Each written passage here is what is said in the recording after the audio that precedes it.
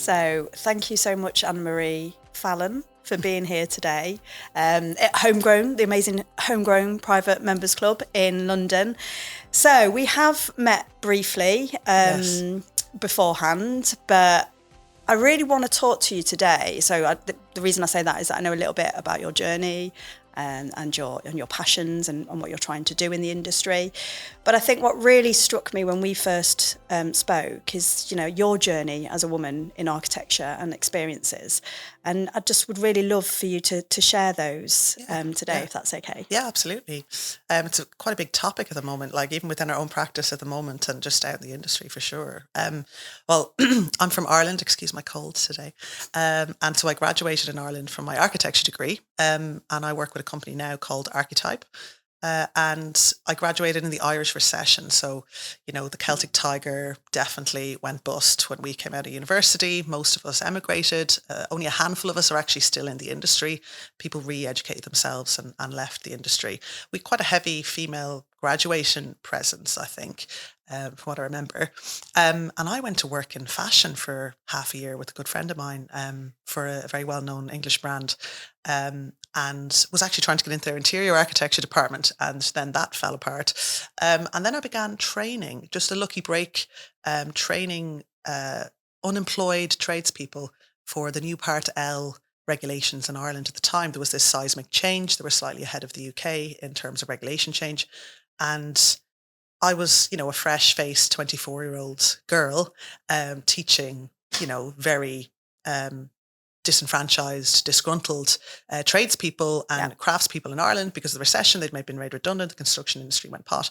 And I had some really formative experiences from that, but also really, positive and negative. But I really enjoyed that. And it was a step I didn't really see that I was going to take outside of the university education I had. I wasn't sure where architecture was going. And then was lucky enough to work in a small practice in Dublin with a very kind of forthright, exciting principal architect who was involved in sustainability and building physics. And in parallel, I undertook a course in passive house design. So passive house is an energy standard developed by an institute in Germany, the Passive House Institute in Darmstadt. And I guess my claim to fame is that when I started architecture, I didn't know the bad way of doing things. I only knew about the quality way of building, the quality way of delivering. And so when I finally got into architecture 2 years, 2 years after I graduated, I set up my own little practice. I did some planning permissions and that kind of thing, energy surveys, did the energy teaching. I started within the sustainability field straight away. And I've been very much at the kind of forefront of a lot of really significant projects in the UK and in Ireland. And I coin it kind of in the trenches, as it were. So not just on the kind of policy and thought leadership side, but the actual execution and delivery of those buildings. And I think that's been very formative for me. And I guess it was rewarded in 2023 by the Architects Journal when I won Sustainability Leader of the Year, which I was very humbled by. But my main focus or my main thrust for that process was I am out there delivering with my team because, again, we're nothing without our team. And yeah, I guess through that we can probably pick up some different experiences as we go. Yeah, no, thank you. I think you've already touched on some things that I do want to delve into a little bit more. And I know you've there's been things that have happened, slightly more up to date as well. But I think, this is where I think we kind of first connected was obviously through the work that you're doing, through the Passive House projects that you've done, and through Archetype, and and then I was put in touch with you by Christian, and I think it's just super interesting. When you talked about what you were doing when you were 24 back in Ireland, and obviously talking to these disenfranchised, as you called them, construction people. And I guess one of my, just as someone who understands the industry, obviously not as well as you, but, how's that changed? What's kind of moved forward in almost 20 years in with regards to that? I feel like I at the time, I didn't really read that I was this young female. I think it was only really on reflection that I went, oh gosh, there was a real kind of gender divide there, that I was kind of the new culture, the new blood coming in. the new female, coming in, lecturing these guys on how they should get their calluses going forward on their hands whilst being on sites. And I guess, systematically, the construction industry is still very male dominant, at all levels, management level, design level, execution on site level. Possibly the most important people in delivering sustainable buildings are the guys on site, in my view. Absolutely. And we do see some of that change come through. But I think, part of the interview process for that Architects Journal Award was, we shouldn't just have these individual champions of sustainability. We should have lots of champions of sustainability, and there should be lots more female representation at that level. And I think in the industry, there are some great female thought leaders out there and people, doing what I'm trying to do as well. And that has a presence across, social media and in the Passive House community. There's some great women. But, when you look outside of that more systematically, there's still not really as great representation as there should be. And whilst the younger generation, there's women in construction and women in architecture, there's, you can see kind of the more the graduates that are coming through. Most of half of the graduates for architecture are female now. I think over half. But by the time you get to maybe more childbearing age, that starts slacking off a little bit. So you stop seeing as many females in leadership positions as opposed to the graduate level. I guess it's just not reflecting across the industry and across the different consultancies you can have as well.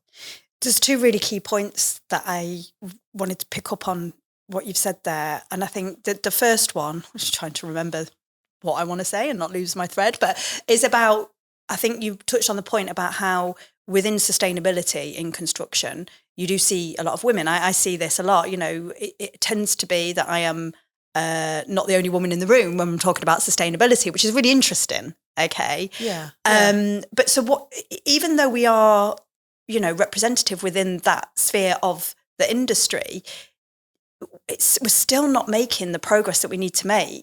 We're still not driving forward with innovation and sustainability in a way that you would think that we were.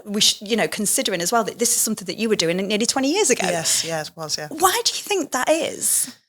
I feel it is a systematic thing, and it's not just probably the construction industry, but the construction industry has maybe been impacted more by having a more male-dominated industry for so long. And I feel, I'm just starting into my 40th decade, my 40th year. 40th decade. 40th decade. That would be impressive. That's not. Yeah, that's not right. Forever. I do feel that we just don't have the right level of impact yet at senior leadership positions because, it's kind of a waiting game almost. There's not this sense that I'm a leader in sustainability. Therefore, I'm in a very corporate level position with a 50% representative female board.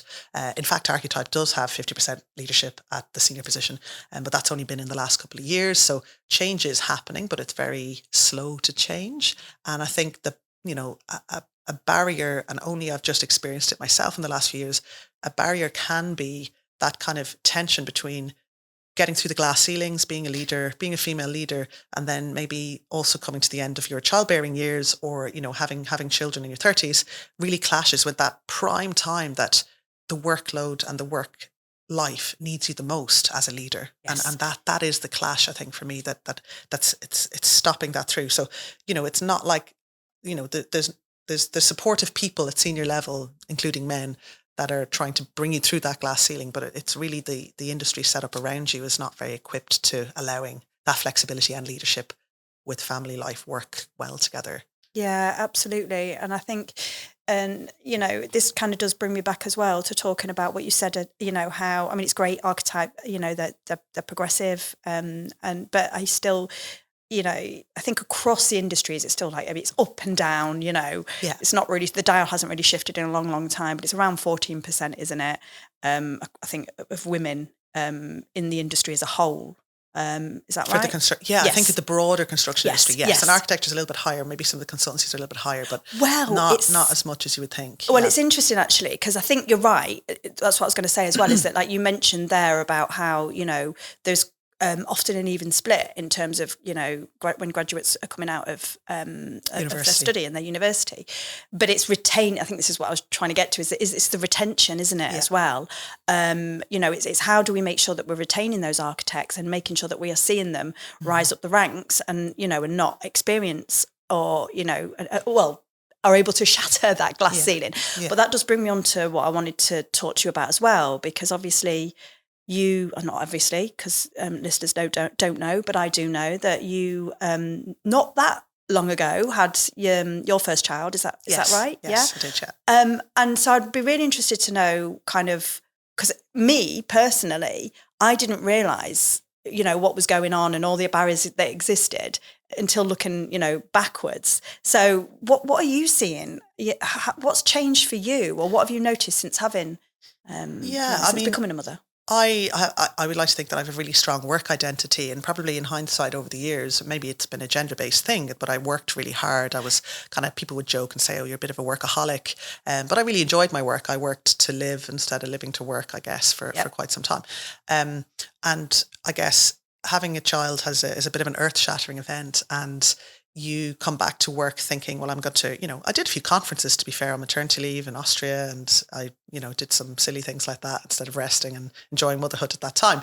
But that was my work identity. No, I don't think so. No, okay. It was fun, and I think it was challenging, but it kind of, when I returned to work, people warned me about, that first year or two is going to be really difficult with childcare sickness, your child's care may not work out, your child might be sick, you'll struggle with deadlines maybe. And even though I came back into a very supportive, environment, I was the first female in senior leadership in my practice that was going off on maternity leave. So we hadn't really experienced this before, someone coming back quite senior into that role. So I think, there was a little bit of isolation, a bit of loneliness, a bit of, your self-esteem and your confidence gets affected because you come back and a year of change has happened. And, there's new dynamics and new shifts in leadership, and,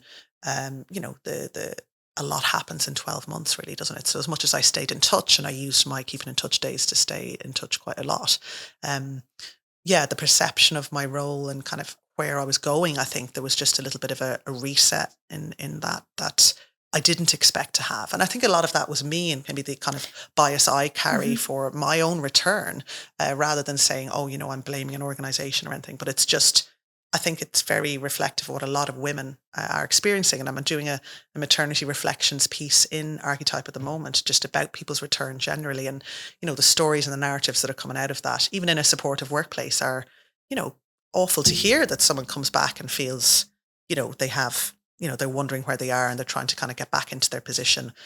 So, if I'm experiencing that, well, then very much anybody, that the wider team would experience that as well. And I think there's an affordability aspect that's another barrier, that when you come back, if both you both want to work full time, you're essentially working full time to pay for childcare, even though you have the funding and everything else that's coming through from the government.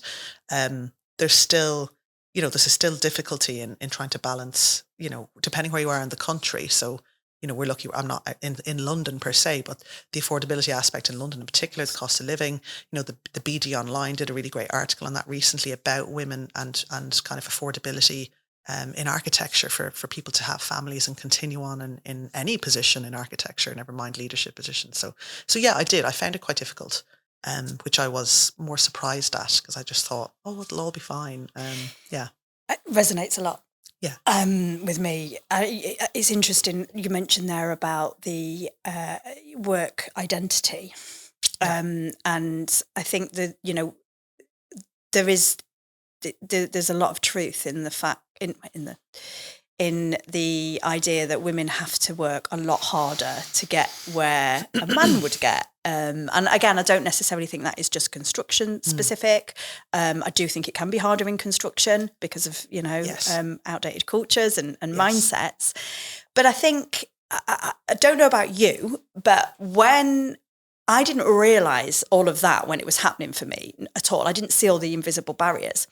And then it was this thing of coming back to work, like that's why I said to you, do you regret kind of doing your keep in touch days or anything? I mean, you shouldn't. I'm not saying you should, because there's that's the other thing, is that you then have this identity of being someone who's really driven, who's really motivated, who's passionate about change, obviously, sustainability, innovation. And then it's like, and then all of a sudden I'm a mother.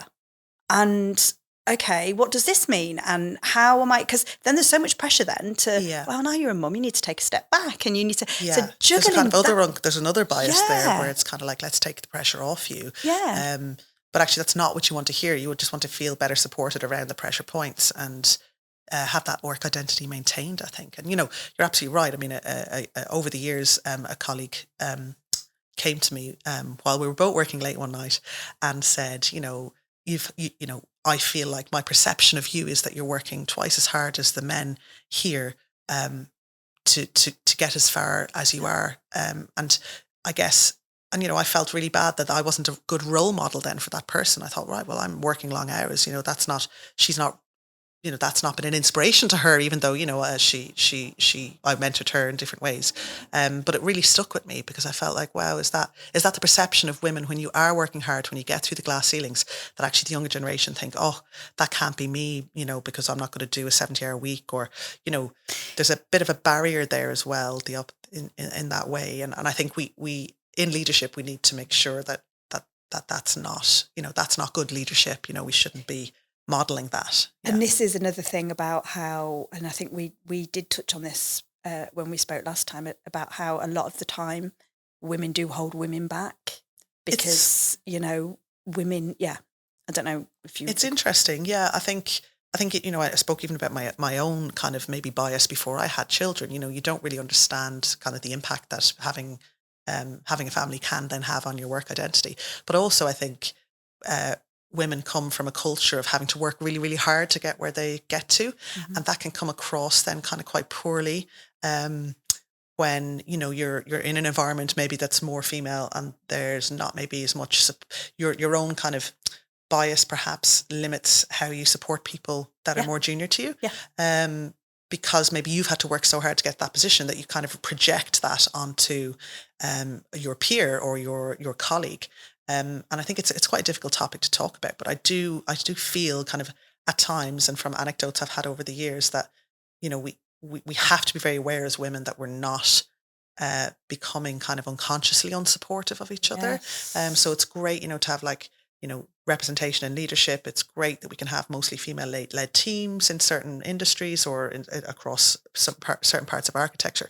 But we need to be really mindful that, the type of leadership that is still very nurturing and supportive, and that, we should be we should be bringing people through the career path that are better than us, but that can be intimidating for women as well. Oh, well, that person's 20 times better than I was at that age. And unconsciously, are you actually limiting that person? And that's not just some women in leadership. I've seen that with women at different positions where there's a bit of self-limiting going on. And I think that's a big challenge that we don't really talk about. And perhaps, it comes from being in a male-dominated industry and having that done to you yourself. But we need to break that cycle. I agree, and I think you hit the nail on the head when you said it's a difficult thing to talk about. We need to normalise it more, because we all need to be aware. What I spoke to you briefly before we came on about how we've spent such a long time empowering women, enabling women to have more opportunities, and obviously we also need to make sure that we are educating young boys and men on how to be able to handle that, in all honesty. Yeah.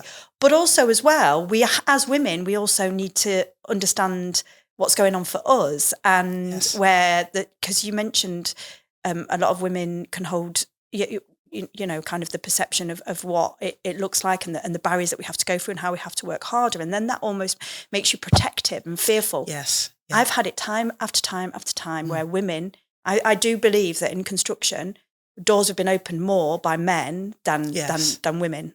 As difficult as it can be at times, and as difficult as it can be to be taken seriously, with some old school ways of thinking, definitely. But men tend to do it as well in a kind of more of a silent way, and we need to bring more of that out. Yeah, there's definitely a lot more conversation around some of those things. But I think even just being being female there's a lack of support, or you feel like there's a support that's missing from a wider group of women that you work with, for example, like that can be very hard, very difficult to take. It's actually more systematically accepted that for men to do that. Yeah. And so I there feel, there's more, we need to be able to kind of call it out and try and, reduce it where we can. And that's notwithstanding that there's very much female-based practices across, there's female-only architecture practices. There's some really positive environments. But another story that particularly stuck with me was a friend of mine from university who was with an all-female practice in Ireland, and just the kind of abuse in reflection that person went through in terms of working really late, this heavy expectation to kind of commit, and when their senior female partner just went home at 5 o'clock because she had her family and her kids. And so, we talk about bias with women and families, but there's also bias against, well, if you don't have these other dependents, so therefore you should work late, and that we shouldn't be encouraging that. And, that was from a couple of years ago, but I think, there's a pattern there that hasn't fully disappeared. We have to think about, like, the kind of the role that we're setting. Definitely. I mean, one thing as well that I do want to touch on, is around, because obviously you've done a lot of work around Passive House. I could talk about this forever. I saw a post earlier about Passive House principles, and anyway. Yes, the paper, Yeah, exactly. Yes. I read that at the weekend. But I think, what do you feel is the link between innovation and sustainability? How do you see that? The link between innovation and sustainability. I think just delivering good buildings that have a high sustainability credentials is just good environmental design. I teach University of Bath students, the principles we teach them is what we're teaching, people in their 40s and 50s, career changing or upskilling for Passive House, or for, wanting to get through the net zero transition in a particular way. I guess the innovation is delivering buildings that it doesn't sound like it's innovation, but actually delivering buildings that are high quality. Because I talk a lot about this, that architecture, it shouldn't be innovation. You mean? Yeah, it shouldn't be innovation. We design buildings that if you had a car, if you bought a product, your Apple phone or your a watch, and something doesn't work with it, you bring it back, it's under warranty, you get something done with it. We build houses that aren't fit for purpose, and we don't, unless, we're at the scale of defects that we've seen, recently over the last few years that are coming to the surface on social media and in the papers, we don't really complain about them. We just accept bad quality. And I think architecture is a product as well as being this poetic journey that's, there for people, and the social and community benefit that we get from being in comfortable spaces that we love. That's all really important, but also it's a product that the client is buying. And if we aren't, if we're not delivering that product as a team, the contractor, the consultants, and even the client, to get a quality outcome, that's a real issue. And we can't be building new buildings in this current kind of climate of very limited resources. And the UN report, for example, that came out in 2019, that we were going to run out of sand in 10 years time. So actually, should we be designing buildings with lots of huge glazing? Because are we going to end up back in the Georgian times where we had a window tax that those clients in 20 years time won't be able to afford to replace those things, unless we have innovation in the glazing sector? And that's a whole other hour. I could talk about that. But delivering quality is something we haven't been doing in a long time. So the whole profession, the architects, the contractors, and what we're seeing is a premium being put on that. So when a client's asking for a good quality building and they want this innovative sustainability product, we're seeing this perception of cost and risk to deliver that coming in, which is then putting clients off. And you think, well, actually, you're just asking for people to do a right job. But we've had other issues in the industry affecting that as well. It's interesting, that word there, perception, and again, this is the thing that it's like you just, by asking someone to do their job, it's not, it's almost like we're fearful of doing that because of all the myths and the perceptions that are out there around it all. But where do you see the link as well, sorry to dig into this even more, around, diversity and potentially the lack of younger people coming into the industry? Do you feel that is having an impact on how we innovate and how sustainable we are building? I think, there's a couple of stories around that where, even within different industries, something came out in the media the other day about, the creative industry in the UK. If we talk about class for a second, like a working class, that they're not going to have, people with a working class background might not have opportunity the same way as someone that's been privately educated. And you can see that through the nature of kind of actors and actresses, for example. I see more diversity and inclusion and kind of representation at different levels in the universities that I've been involved in teaching. And I think that's amazing. But it's really interesting then when you get to sit at a design team table, you might not see the same representation. So this kind of retention concept has come up again for that. And I think, you do look at other industries and the under 30 generation, when they're embraced, and put more formatively forward. Because I think we look at kind of people that are younger than us or in that generation and think, well, they're not capable of leadership yet, or they're not capable of that innovation. And actually, they very much are. And maybe we should be listening to them more and 100%. breaking down that barrier a bit better. And this is where I feel like, reverse mentoring, like I'm doing a leadership program at the moment and I'm looking at seasoned leaders as well as new leaders, because we have to learn from each other. Yes, and we need to stop thinking that there's got to be, because experience doesn't necessarily mean what we think it means. It is really important, but it's also kind of a way of thinking. Yes, and sometimes, exactly. That's you the point, can bring a way of thinking, there's a couple of really great, well, everyone's great, I feel like that I work with, but there's a couple of really great thinkers that just think quite differently, that are, maybe not in a leadership position, but are actually directing leadership indirectly, if that makes sense. And it's almost, well, it shouldn't be indirect. Maybe that should be direct. Maybe we should be rewarding those people for that innovation. Was Steve Jobs rewarded? He just didn't listen to people and did a great job with Apple. We want to foster kind of team growth, team development, and kind of those leaders. You want to be able to kind of hang on to them or encourage them to kind of fulfill their potential, even if that's not with the current company, that they are able to kind of achieve what they want. Because, your working life's quite a long life. And, we talk about this. If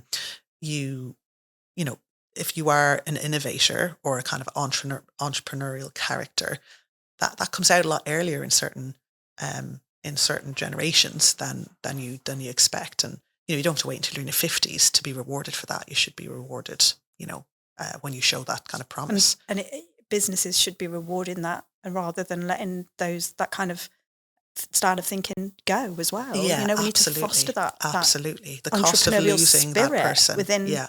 And it's interesting because I think you've kind of touched on what I wanted to get through as well, in terms of how, culture directly links into sustainability. Yes. But I think just, you also did mention, you touched upon the thinking around sustainability and how we, have a perception around it. So I just wanted to just go back a little bit to that and ask you, what do you think are the biggest myths around sustainability? Gosh, the biggest myths. Well, at the minute, the biggest political myth is that it's not going to work. I guess personally for me, one of the biggest myths is that if we just wait for the grid to decarbonise, that's going to 90% get us to net zero without actually dealing with the demand and the supply side of things. And I think, it's complicated because you have this, you have a lot of control offshore of our energy industry. Even with our regulator and everything, there's a lot of leverage there, and they want to continue to sell energy. So, we're trying to reduce demand, and, truly sustainable architecture will reduce your energy consumption. And longer term, is that how the growth of the economy wants you to model sustainability, by reducing demand and reducing energy consumption, because it has so many knock-on effects beyond even, my understanding in the economy. So yeah, I feel we do need to be looking at that alongside, and that it is just a myth that, yes, you can wait for this green transformation, but the grid, the upgrading of the grid and the infrastructure, and, those in the industry are well aware of these, is a huge challenge. And even the energy companies themselves don't really want to, get into that full scale upgrading. So can we at a local level and communities kind of, and, Zero Carbon Hub has been great at looking at this, and there's some examples across the country looking at it.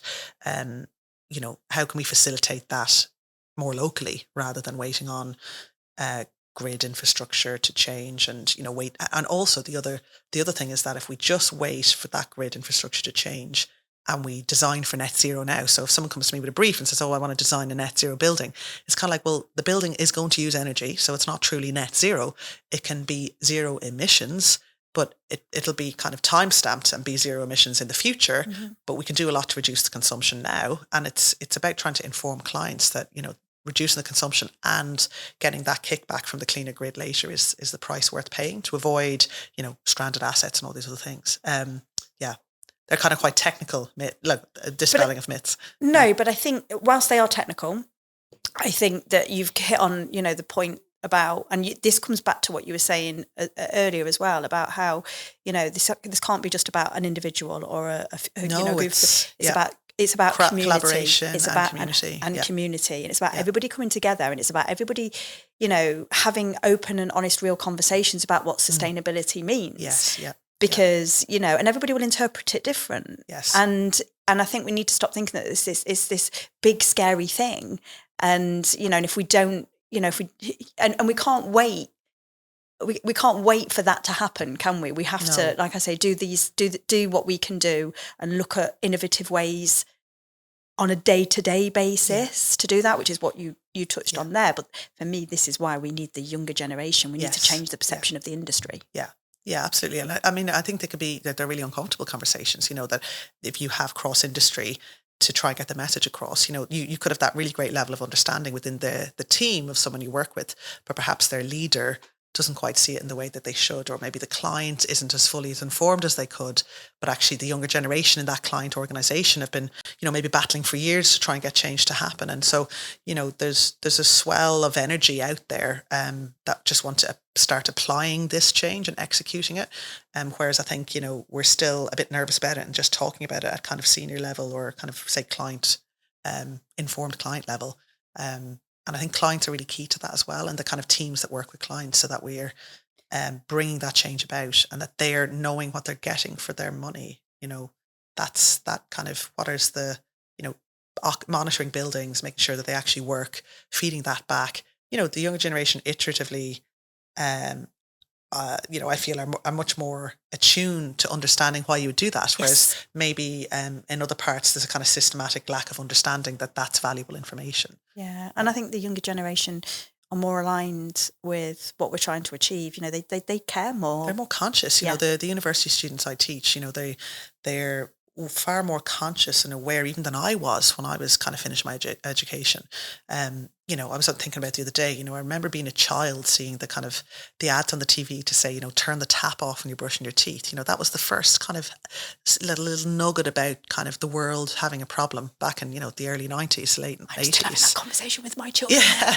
How long have you been in that shower? But, children now and, friends of mine that have older kids, like the conversations that are happening about, waste and being aware and kind of being conscious about, nature and habitat. And there's a much more, you're raised in a more conscious way about kind of climate change, sustainability, the broader kind of social issues that are alongside everything else at the moment as well. And just, I think there's definitely more awareness. Now, maybe in terms of how inclusive and diverse that is, that's probably still a real challenge, and there's an element of, if you're university educated, you might be a lot more aware of that. But actually, we need to be very mindful that it needs to spread out beyond that. And what I notice sometimes is, when we want to execute something in a building site, there's a lack of understanding until you're able to show somebody why we want to do something better, because they lack the skills or the kind of knowledge about what you're trying to do, because they don't understand what you're looking for. So I think across the industry, we need even just the whole kind of education curriculum to change so that we're delivering better buildings. But, it